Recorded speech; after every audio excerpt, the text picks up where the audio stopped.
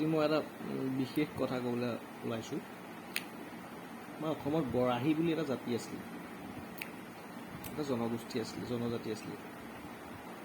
তেওঁলোক আচলতে কছাৰীসকলৰে এটা ঠাল। বৰাহী ৰজা মহামাণিক্যই ভগৱান বিষ্ণু বৰাহ অৱতাৰৰ পূজা অৰ্চনা কৰিছিলে কাৰণে তেওঁলোকক বৰাহী নাম দিছিলে।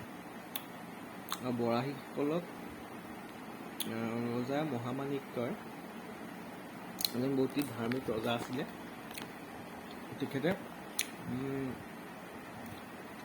সেই বিভিন্ন পূজা পাতল কৰিছিলে আৰু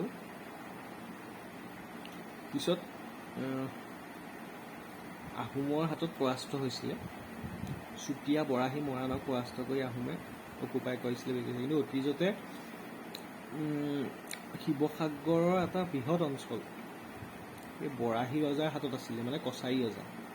সেইকাৰণে কছাৰী ভাষাৰ যিটো শব্দ বড়োমূলীয় বা বড়ো কছাৰী মূলীয় যিবিলাক শব্দ, সেই শব্দবিলাকৰ কিছুমান আমাৰ নদীবিলাক, যেনেকৈ আমাৰ উজনি নৈবিলাক